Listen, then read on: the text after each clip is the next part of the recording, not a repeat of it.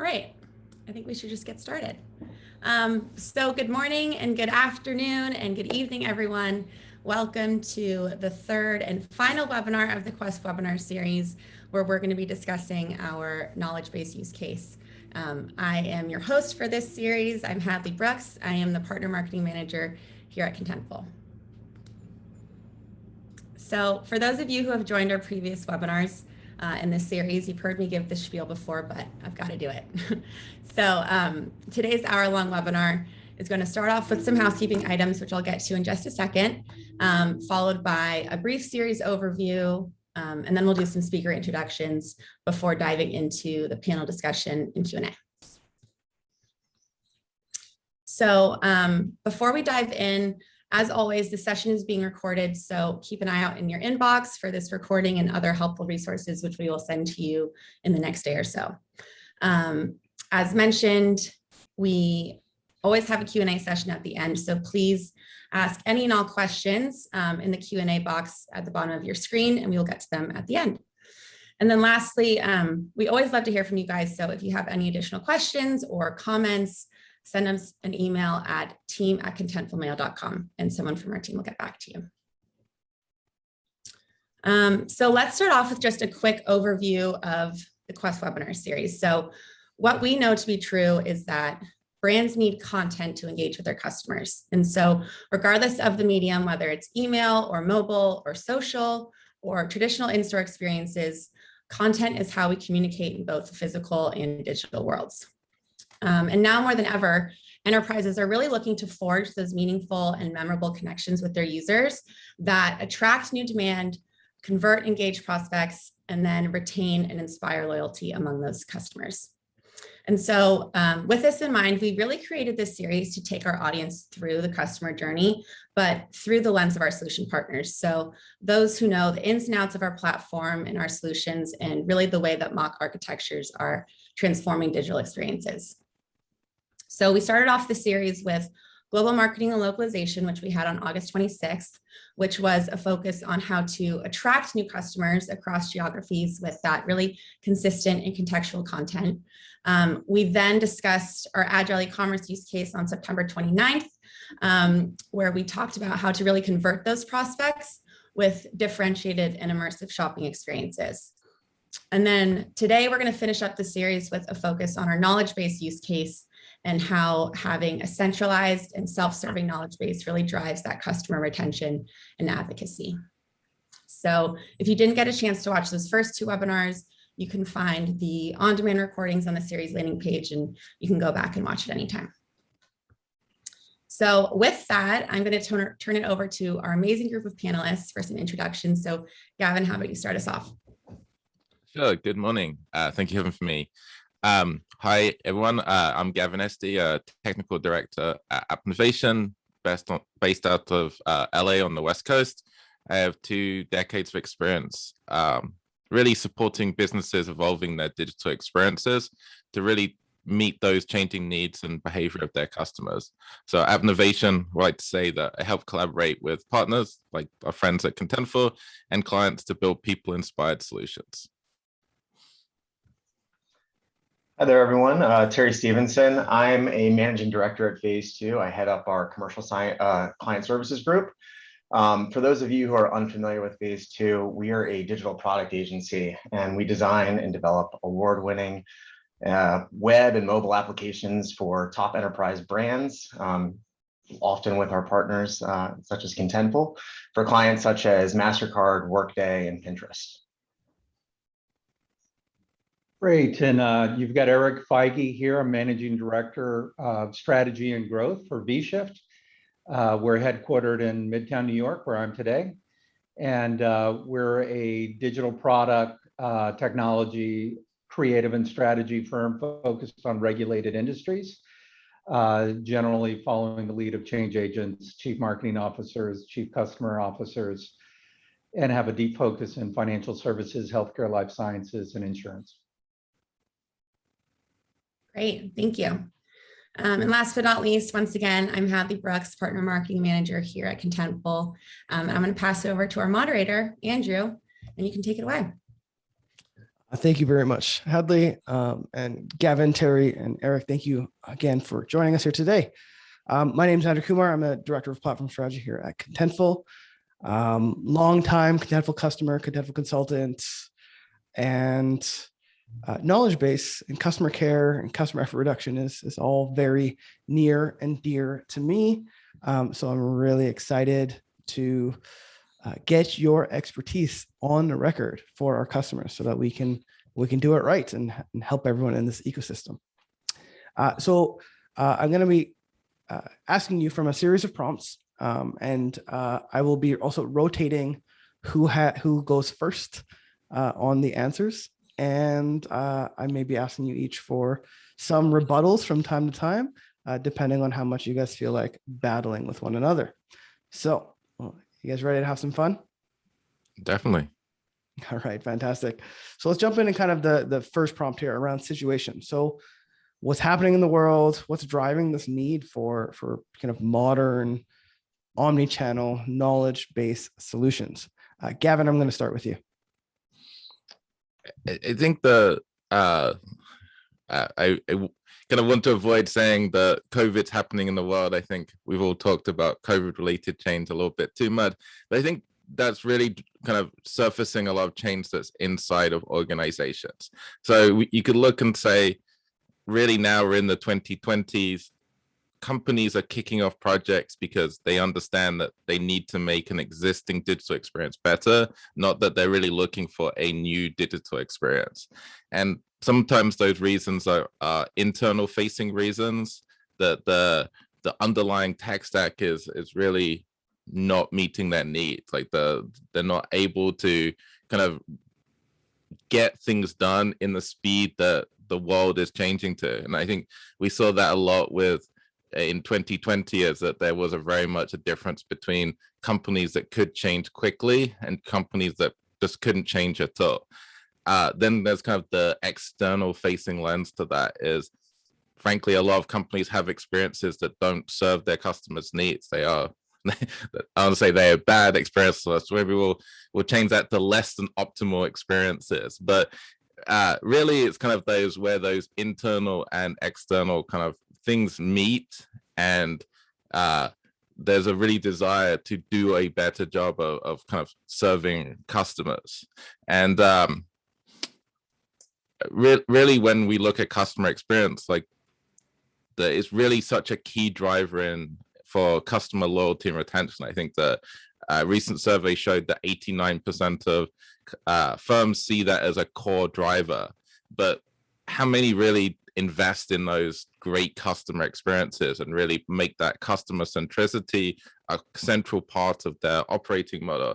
And I think that when we look at like changes in the world and changes in organizations, we'll see that the split between those that understand customers and digital and thrive and continue to thrive really be the ones that can really seize that new business and do such great work. And I think that really being able to rapidly iterate and improve the customer experience isn't a competitive advantage. It's table stakes these days.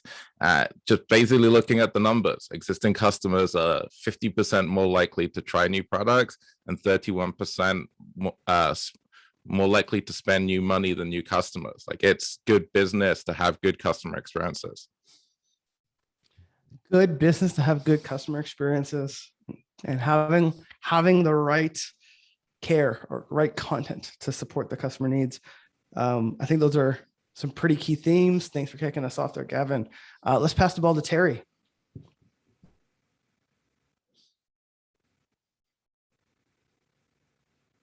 I think Gavin touched on this a little bit, but speed and agility are just central to organizational operations and are really essential to keeping pace with customer demands now.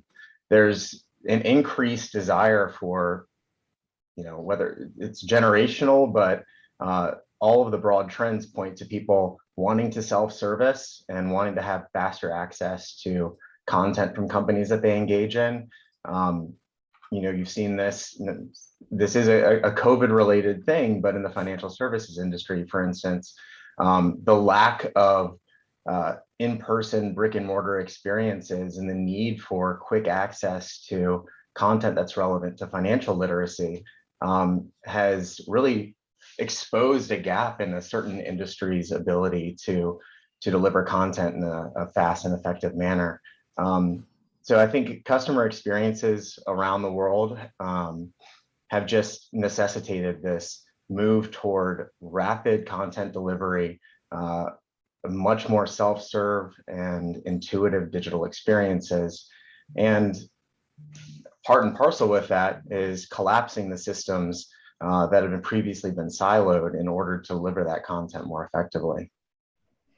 That's the key highlight. Yeah, I do find myself when I was a customer and with a lot of our customers, that collapsing moment, bringing knowledge that could be distributed across multiple systems, centralizing it, and then federating it across channels, across apps. There's so much operational efficiency, but then also just better quality and consistency for the end customer. So I appreciate that. Thank you, Terry. Let's pass the ball to Eric.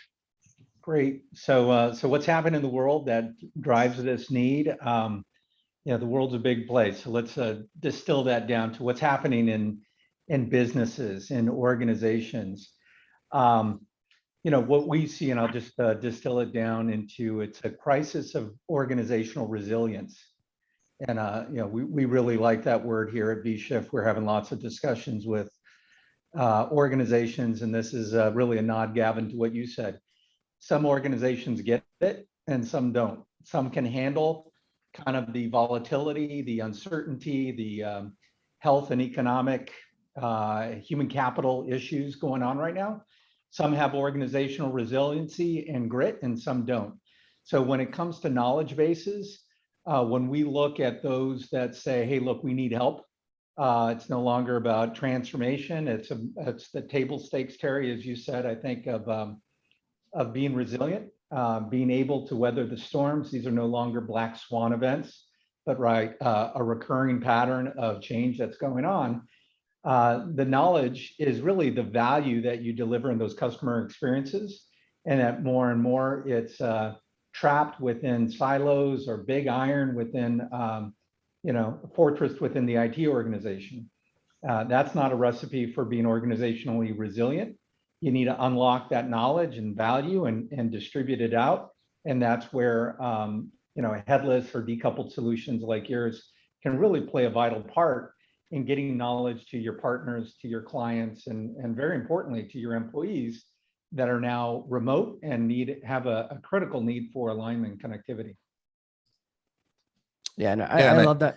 Oh, go ahead, Gavin. Thank you. I really think that talking about the self-serve and the change in person to self-serve is so important, and really how companies kind of understand the transformation that is happening now and will be happening in the future. I always say is that you shouldn't always worry about who your customers are now. You should worry about who your customers are going to be in 5 years. And I worked for a kind of a big transformation project, one of those ones that probably all of us have been in, where that really tried to change the world in an organization that was very resistant to that change. And we really weren't getting the kind of financial support to drive digital. And you'd hear this from top leaders. Our customers like to call in, like our customers like to do things in person, and really kind of figured out the costs of some of those interactions, and then put a dollar figure on a TV in the office. And once that dollar figure got to $1 million or so, people started to come up with the idea that digital really could kind of be both a cost saving and a value creation mechanism.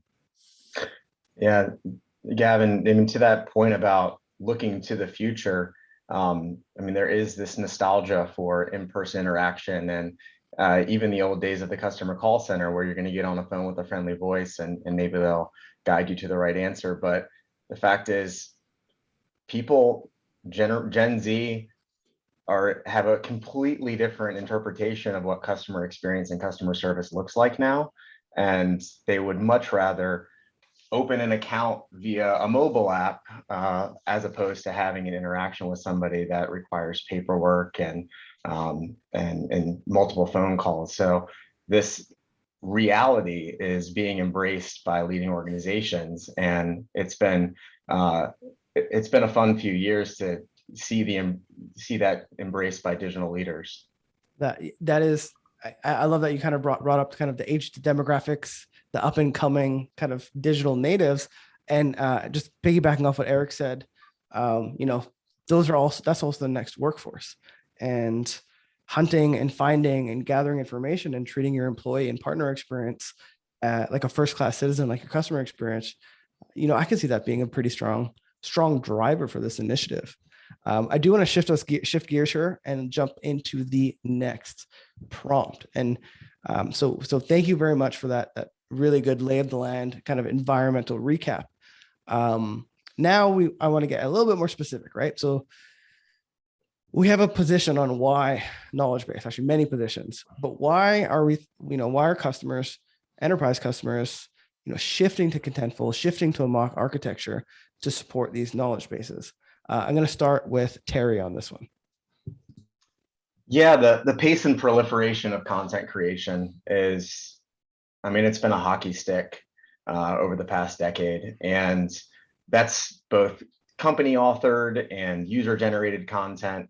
It's a lot to grapple with, and the fact is mock architectures are fast and much more amenable to modular content, and that move being embraced by organizations is huge to being able to distribute out to the variety of channels that are now intersecting with that content. That combination, that confluence of devices and content has really necessitated a paradigm shift in the way that people manage content, and enforce strong security and governance features along with it. Many of the organizations that we've worked with have a number of various systems storing their content over the past few years. I think one of the Fortune 500 companies that we've partnered with had as many as 27 different CMSs used around the world. So this not only becomes this huge maintenance cost, but again, it just leads to inefficiency and inconsistency. So that cloud first headless CMS really makes for a nice centralized repository of all this structured content, and having a master content management system that serves as a single source of truth enforces brand guidelines. It keeps things consistent across channels and helps with that reinforcement of governance. Thank you, Terry. Yeah, Contentful at scale, and 27 CMS is not an easy thing to tackle. Okay, let's pass the ball to Eric. What are you seeing with your customers? Yeah, and so for part of our audience, they probably don't know what mock architecture really means.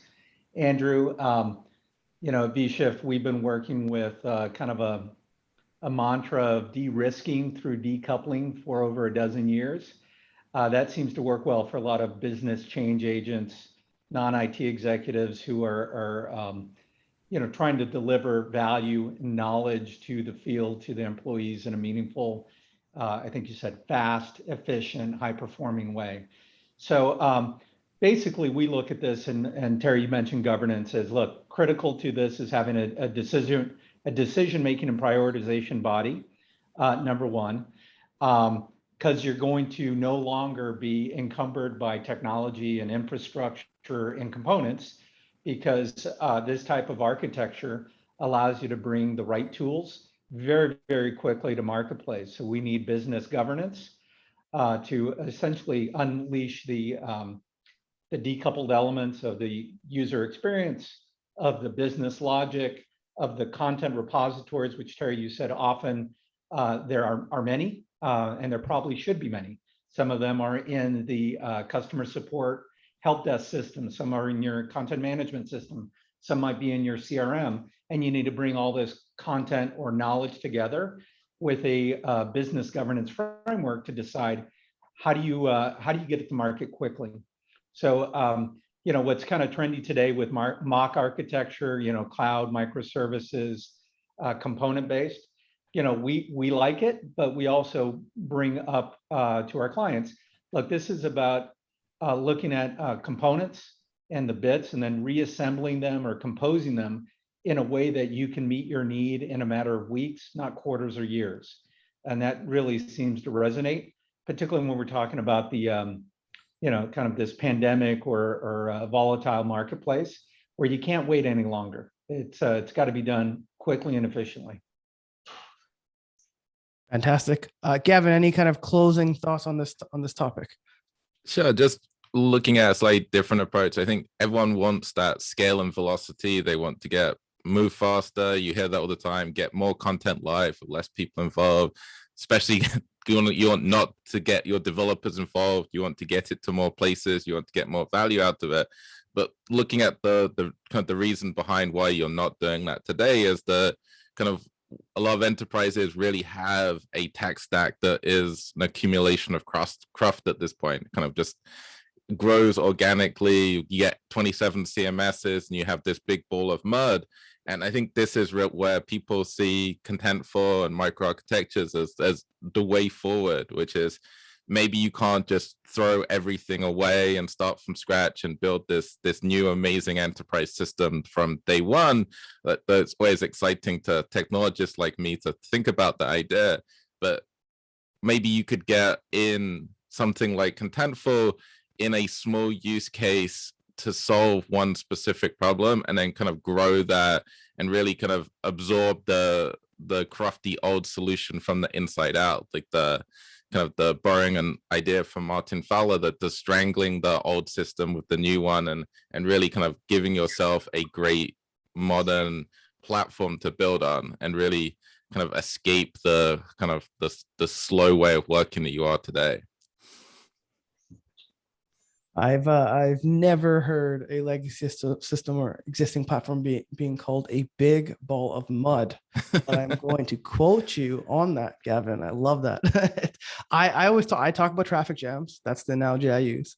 Is sometimes you try to do something and you try to bend the rules of a inflexible system, and you're in a traffic jam. But no, thank you very much for sharing that. Okay. So we're generally, we're in a good pace. Now I want to go another level deep. So let's go into the next one. So there's got to be some specific problems with the current solutions or options in market. And this creates some opportunities to unlock that future potential. What is happening kind of with your customers? What are those specific ball of mud moments that are really aggravating your customers, and something that you need to watch out for as you are implementing and kind of remediating their knowledge-based solutions with Contentful? So Gavin, I'm going to start back with you since we're on a ball of mud thread here. Yeah, I think kind of like to expand the ball of mud metaphor, if I may, but I think one of the things that happens in organizations as they grow in silos, and this kind of idea about desilification and breaking apart those silos to really do a better job of orientating your organization to the customer rather than expecting your customer to be orientated to you. And I feel like that this is very much clear from both an organization's communication structure and the information architecture that is presented to the world. Often you'll get to a website and there'll be a search for products because that's run by the products team. And then there'll be a help section that is run by the customer service team. And then there'll be a support section that's run by the support section. And this is expecting your customers to understand how your internal organization is structured, rather than building experiences around the needs and the journeys that your customers are really looking for. And a lot of these come from siloed tech teams, siloed data, siloed experiences, and really you end up with this fragmented experience where both in terms of the design, where everything kind of looks a bit off and you kind of live in this uncanny valley of similar but slightly different experiences, and really customers fail to find what they're looking for. And knowledge bases are really useless if they are kind of more like a safe deposit box. You as an organization creates this content and puts it in a box safe safe, but for everyone, but because you're just managing content, you're not getting it places. And I think that's really where the opportunity is to get that content, and things like atomic content and so on, is how do you move from managing content to getting content everywhere? Like, how do you unlock that opportunity? And I think the customers, you want to use self-serve, they want to use a knowledge base if it was available. And I think that something like 40% of customers end up calling in because they can't find the information that was there. And often those are opportunities to create a virtuous circle where the feedback of those customers drives your content strategy to really serve future customers in a better way. Thank you, Gavin. Eric, I'm going to pass the ball to you. Sure. Boy, three problems that we see, you know, related to this topic are speed, performance, really enterprise performance and scale. Speed being time to market speed of going live with a new digital product that seizes an opportunity or tackles a problem. And then the performance, being able to scale and extend within the organization. And then working with complexity of monolithic software options or alternatives.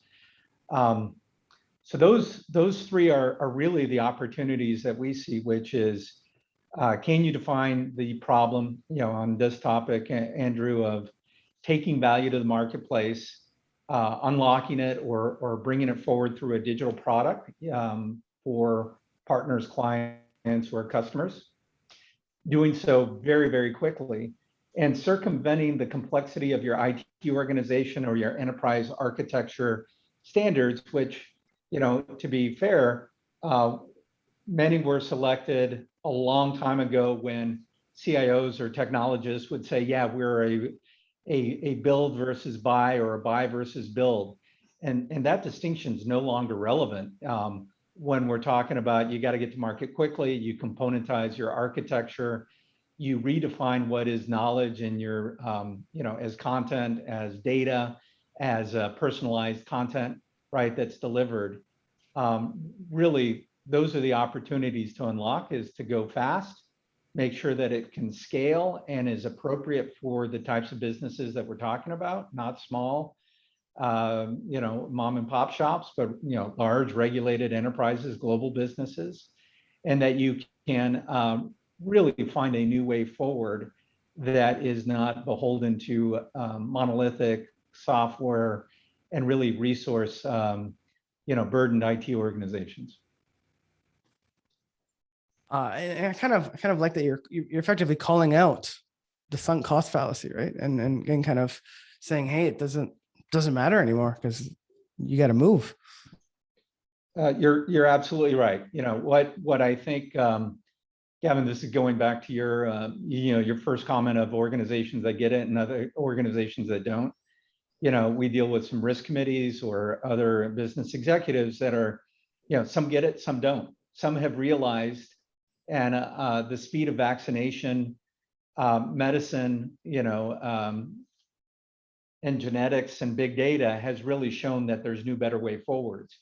And Andrew, what you're saying, just to reiterate your point, some organizations are stuck in the models of over a decade ago of, yeah, we're going to buy and invest in a sunk cost.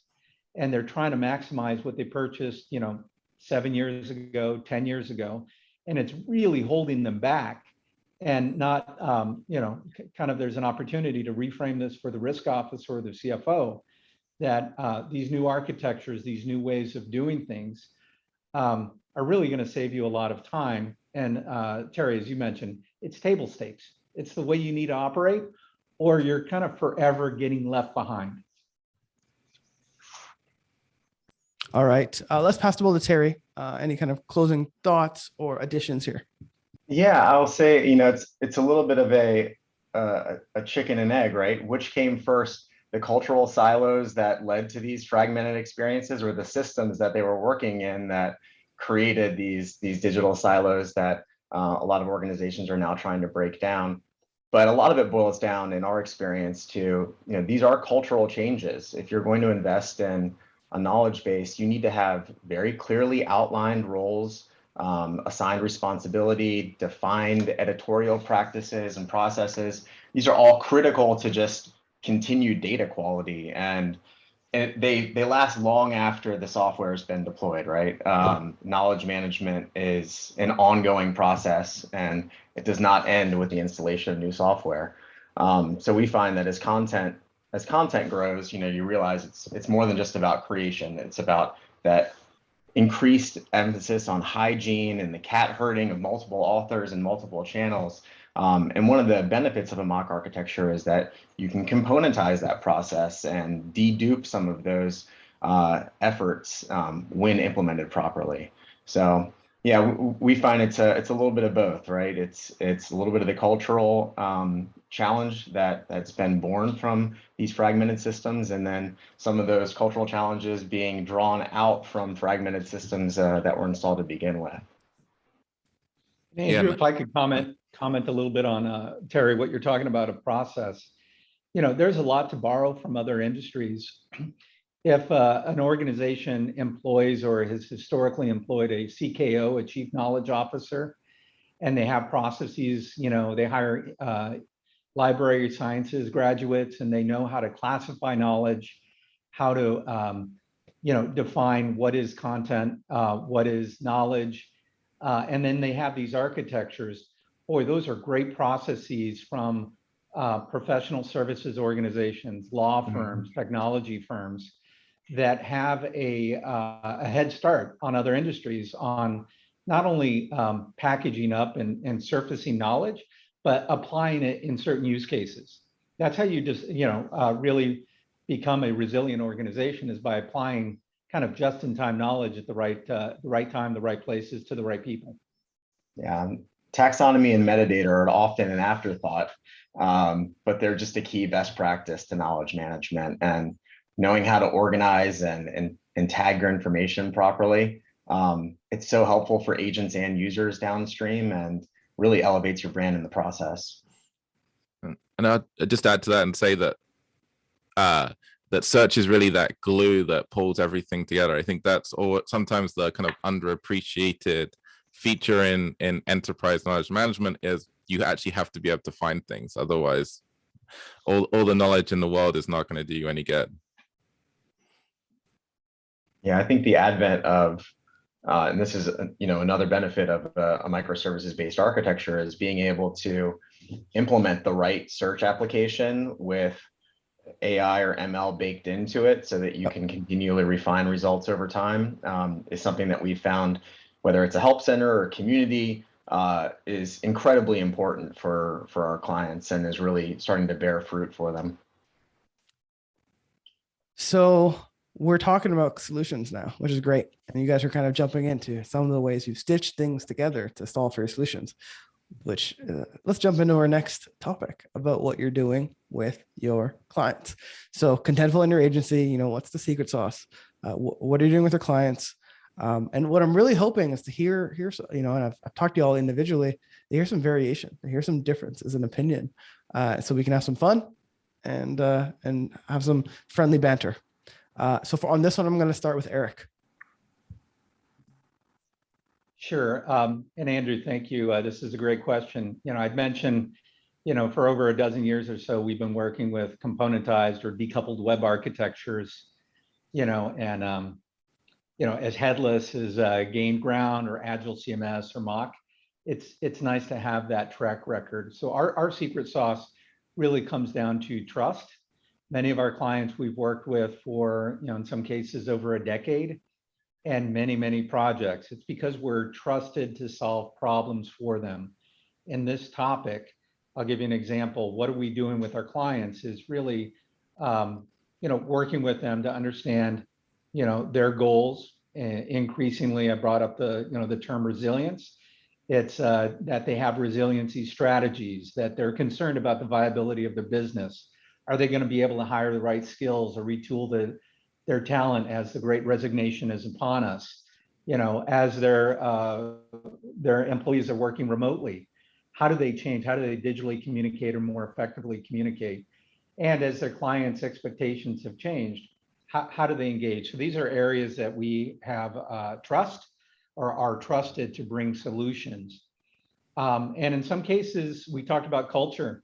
It's helping them break through the inertia and the resistance in their organization to say, look, I can see where your head of IT wants to extract value out of a sunk cost enterprise or monolithic software. Here's why that's not a great idea. Your business problem is bigger than the time that you're going to spend. And this is particularly true in March, April of the pandemic hitting, where we were fielding a lot of questions that when you're trusted, you can then say, look, we've got to respond in a pretty meaningful way. And we've got to have a platform and set of processes and governance for responding, because every week, every month, there's going to be new changes. And it's not all healthcare, it's not all economic. Some of it is climate, some of it is regulatory, some of it is coming in new flavors of risk. And it's not all bad. It's not all responding to crisis. It's also taking advantage of innovation cycles that are coming more quickly to say, hey, look, we're uniquely able to package up that knowledge and go to market. We have some ideas. So that's a bit of I would say our secret sauce is having that long-term relationship, that long view, and being trusted, and then having the depth of knowledge of how to work with headless systems, with mock architectures in a way that the business can understand. Fantastic. Fantastic. I want to pass the ball to Gavin, and I'm going to ask you this slightly differently. Not only what are you doing with your clients, but what would you change? What do you think is different? Or what are some, almost contradictory observations you've had that differ from what Eric has had? I think one of the things that we really try and do is solve hard problems, but really people-centric problems. And I think one of the things that I don't want to say our secret sauce, but is really about how do we get from that idea to getting something deployed in front of users as fast as possible, and really kind of bringing in diverse teams across strategy, creative, and technology to figure out how to best solve those problems and how to kind of deploy them. And I think that when I look at micro architectures and Mac against kind of legacy enterprise solutions, is with those, you had to make a decision at one point, and that decision had to be right, because you were stuck with that decision for like the next 5, 7, 10 years. And I think when we look at modern tech stacks, if you take a step through the door and you didn't like that decision you made, you can turn around and leave, and you can switch out the search that didn't work, or the personalization engine that didn't deliver as much value as you hoped for. So I think really that's what our secret sauce is, really that iteration and trying to fold feedback into each of those iterations, figuring out what works, what doesn't work, so we can go beyond. And I think that's the big thing, going beyond the idea of an MVP. We don't really want anything minimum or viable. We want to really develop experiences that users will love. And I think it's always exciting when you are at that first stage. And we just launched a new solution for a client where the solution is pretty minimum. We have a frequently asked set of questions. It's just a set of tag Q&A. But really what's great is that this is the content that is being served out of Contentful, so that Q&A isn't just relegated to the frequently asked questions page. You can pull it into different parts of the site. And it's really now understanding where that value can be created, so that across mobile, across other experiences, across marketing, like we can start unlocking that content. And I think that just is an exciting time in kind of the digital world of like kind of the end result of all of this change, and how we can solve like these hard problems to clients, and how we can find feedback loops and kind of mine analytics and use data to figure out what is the right content to get to the right people, figure out like what's performing well, what's performing poorly, and so on, and really kind of use data and A/B testing and analytics to kind of help drive these digital experiences forward.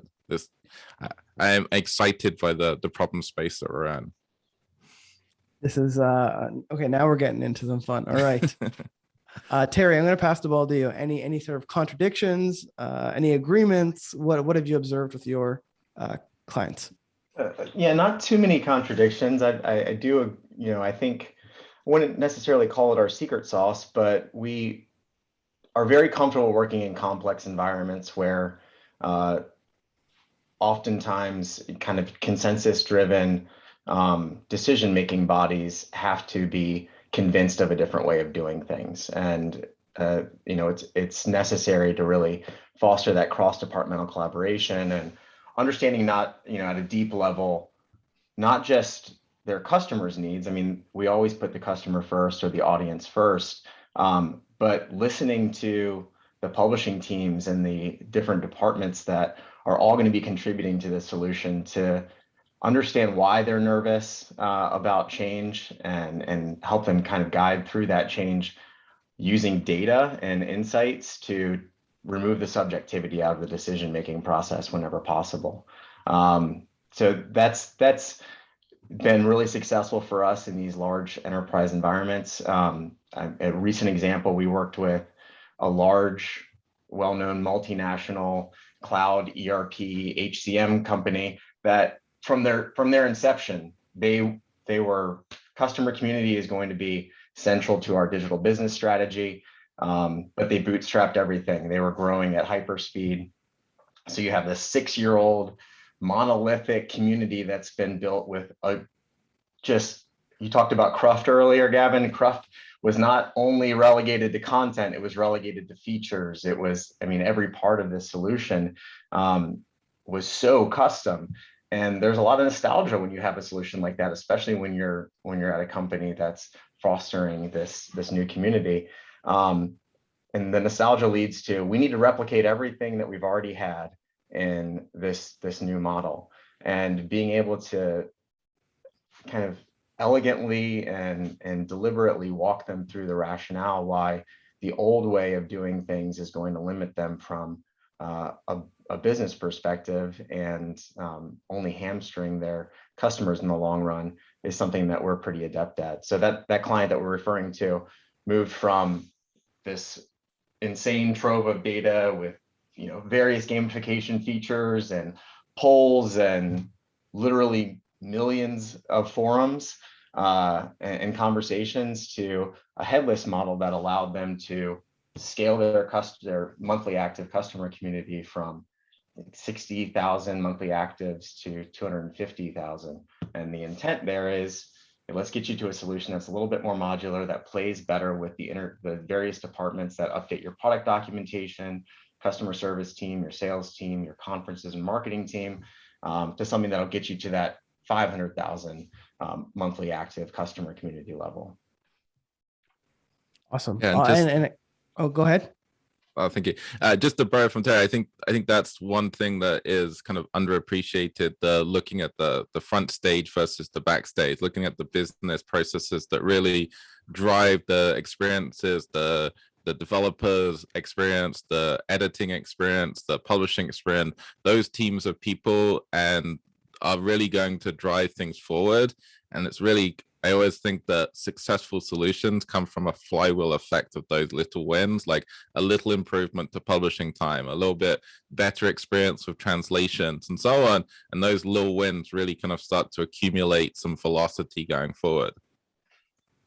Yeah, Gavin, I would just add, I think those micro solutions on the back end that help really facilitate influencer buy-in and enrollment are the same kind of micro, as manifested on the front end, are the same kind of micro interactions that a customer has post-sale that lead to increased loyalty. It's all those little touch points digitally that, when done right and done intuitively, translate to brand loyalty.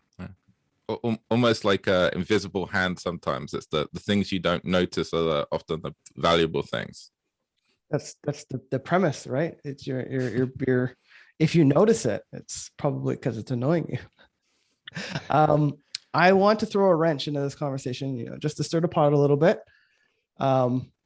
So when you're dealing with your customers and talking with your customers and helping them establish their solutions, how many of your customers have some type of solution or something in their stack where they're paying hefty license fees, sometimes north of six figures, hundreds of thousands of dollars? They haven't even turned the feature on. Have you observed? Have you witnessed? Have you come across this scenario? Eric, I'll start with you. Yeah, I was going to say 100% of the time. Sometimes we'll conduct audits of, what's in the digital ecosystem, what's in the MarTech stack, and it's phenomenal what's there. But where we see those opportunities, I'll give you an example, and this is pandemic and volatility related, is a client that was really dependent on in-person sales visits. Their revenue growth plan was in value propositions on very much high touch, and that stopped and was eliminated. And as you know, from a field marketing, let's call it sales enablement, this is a really great use case that most organizations have, which is those six-figure monolithic software applications that aren't really getting used effectively within the sales organization.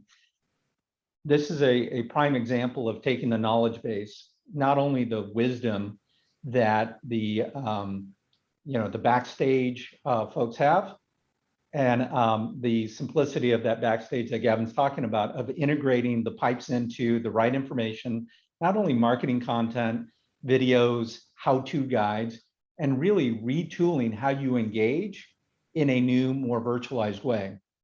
So that's one simple example, Andrew, where we see a lot in sales enablement, field marketing, integration with CRM systems, where a headless system and taking some of the business rules, the content, and the knowledge out to your clients, to your partners or intermediaries, and to your sales team is a critical win that answers your question very directly.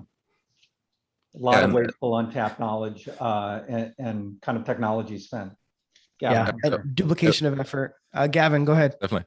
Yeah, I always think it's sometimes a bit scary when you dig into what things an enterprise owns, because someone's going to show up and say, hey, we bought this thing like 5 years ago. Can we use it for this project now and kind of get some value out of it?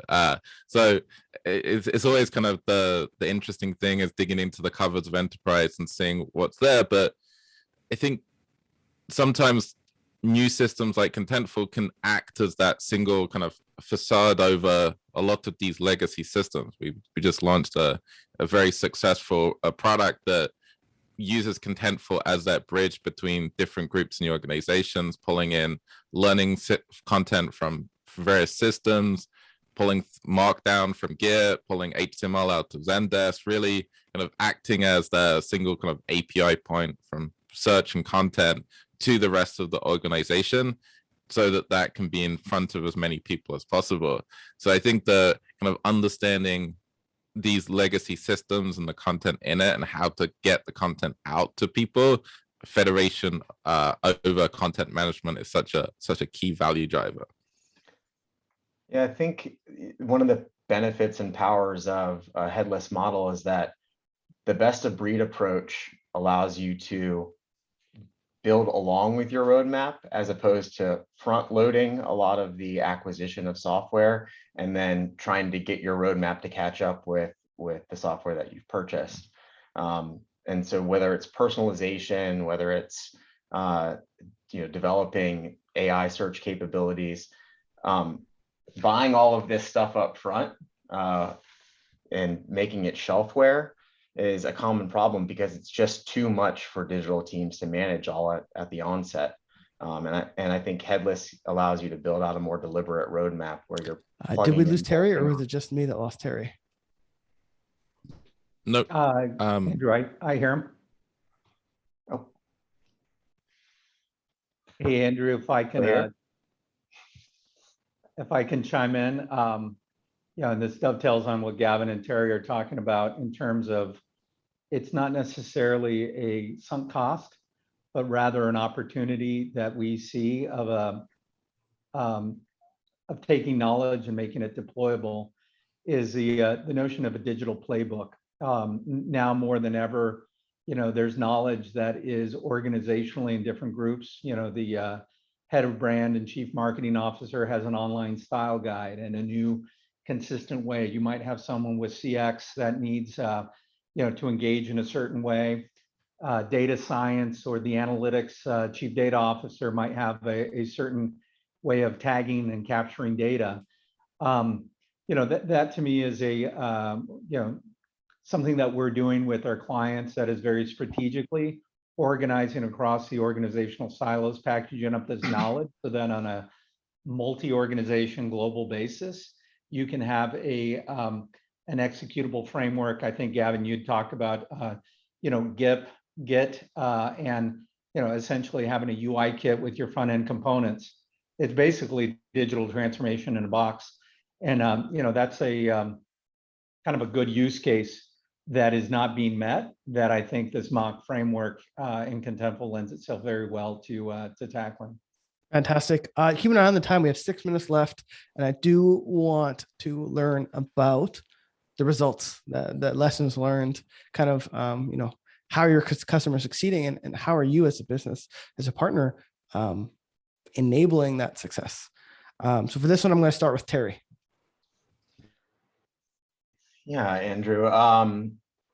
We've got a compendium of KPIs that we pull from when doing an audit of different organizations' business objectives. And when it comes to these kind of knowledge-based solutions, we found that we start with are you able to find what you are looking for fast? First search success rate is a huge KPI for a lot of the organizations we work with in this context. And we talked a little bit about search solutioning, but that's where a lot of this really comes into play. Are you being served relevant results quickly? User-generated content scoring is a big thing, especially in knowledge-based communities, where you're allowing the users to vote up and vote down what's successful for them and what's being informative to helping them solve problems. And those kind of features and being able to bubble up that information without intervention from the customer support teams is huge. Ticket deflection and making sure that self-service is a priority is absolutely massive. And then you look toward the more long-term business use case. And are you maintaining brand loyalty? What's your engagement like from your most valuable content contributors, both externally and internally? And a unique one, I would say, is we've seen at organizations where this is not necessarily a KPI, but more of an unexpected outcome, where the external facing knowledge base or help center community starts to be used by the internal customer service teams or customer support teams, because the experience is that much more intuitive and fast to operate within. And that just creates another layer of efficiency and consistency when interacting with customers. So some strong results. I appreciate kind of the wins that you're aggregating for your customers. Let's pass the ball to Eric. Yeah, I'll break it down into three major KPIs. Obviously, you can measure and deliver results, but number one is speed to market. Did you launch again in a matter of weeks versus quarters or many months? A shift to higher value engagement, by working with this approach and bringing value and knowledge to the marketplace. Are you providing more value? Are you helping your employees, partners, or customers succeed in a more meaningful way?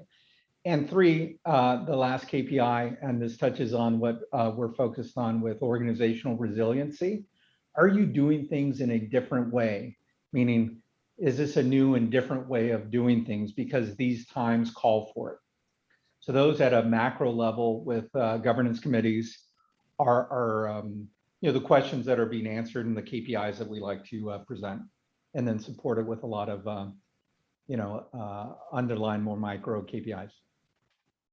Fantastic. And with a few moments here to spare, last but not least, Gavin, let's bring us home. Thank you.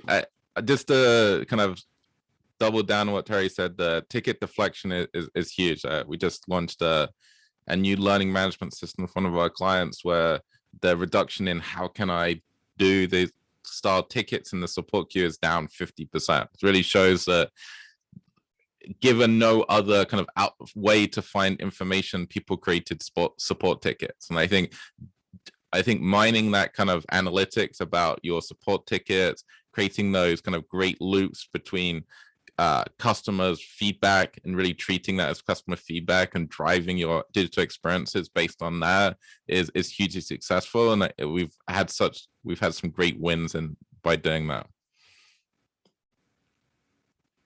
Awesome. This brings us right into time.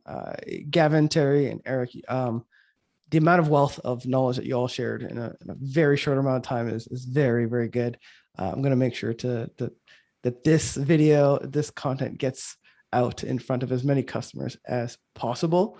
Hadley, I'll pass the ball to you to close us off here. Yeah. And again, thank you guys so much. A really amazing conversation.